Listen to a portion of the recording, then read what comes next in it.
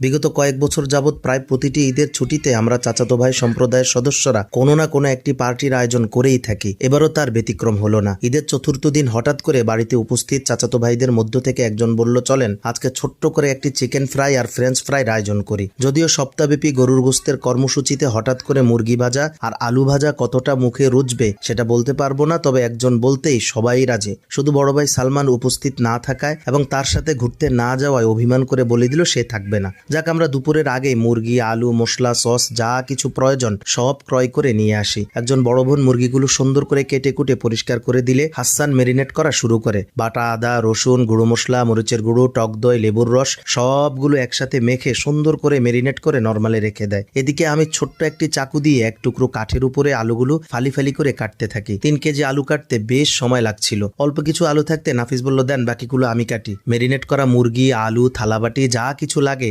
সবকিছু নিয়ে আমরা মাগরিবের আগেই নুরিয়া মাদ্রাসায় পৌঁছাই। এখন শুরু আসল কর্মযজ্ঞ। ইট দিয়ে ছোট্ট করে একটি চুলা বানাই। আমি মেরিনেট করা মুরগির টুকরোগুলোকে ময়দা মেখে পানিতে চুবিয়ে আবার ময়দা মাখতে থাকলাম। এদিকে বাকিরা কড়াইতে তেল ঢেলে আলু ভাজতে থাকলো। আমার রেসিপি অনুযায়ী প্রথমে আলুকে একবার ভেজে রেখে দিতে হয়, তারপর পর্যায়ক্রমে মুরগি ভাজা হলে তখন আবার আলুগুলোকে দ্বিতীয়বার ফ্রাই করলে একদম মচমচে হয়। তবে খেয়াল রাখতে হবে আলু ফ্রাই করার আগে লবণ, মরিচ কিচ্ছু দেওয়া যাবে না। আমাদের তেলের পরিমাণ কম এবং কড়াই ছোট হওয়ায় প্রথমবার আলু ভাজতেই প্রায় আধা ঘন্টার বেশি সময় লাগে। আলু ভাজা শেষ হলে মুরগি ভাজা শুরু হয়। লাকড়ির চুলায় মুরগি ভাজার সময় আগুন নিয়ন্ত্রণে রাখাটা বেশ মুশকিল। সামান্য বেশি হলেই মুরগির উপরের অংশটা পুড়ে কালো হয়ে যায় আর ভিতরটা শক্ত শক্ত। আমাদের সাথে এটাই হলো। ফুফাতো ভাই ফয়সাল আসায় অল্প সময়ের জন্য আমি অনুপস্থিত ছিলাম। ছোট ভাইরা এই সুযোগে কয়েক টুকরো একদম কালো করে ফেলে। আমি এসে আগুন কমিয়ে আস্তে আস্তে ভাজতে থাকি। এরই মধ্যে অভিমানী সালমান খালাতো ভাই এমদাদকে নিয়ে উপস্থিত। অনাকাঙ্ক্ষিত দুইজন বেড়ে যাওয়ায় আমরা কিছুটা অস্বস্তি বোধ করলেও আড্ডা বেশ জমে ওঠে। বহুদিন পর একে অপরের সাথে খোশ গল্পে মেতে উঠি। রাত 9টার পরে আমাদের ভাজাভাজির কাজ শেষ হয়। শেষ মুহূর্তে আমি গামলা ভর্তি আলু ভাজার উপরে সামান্য লবণ আর মশলা মিশিয়ে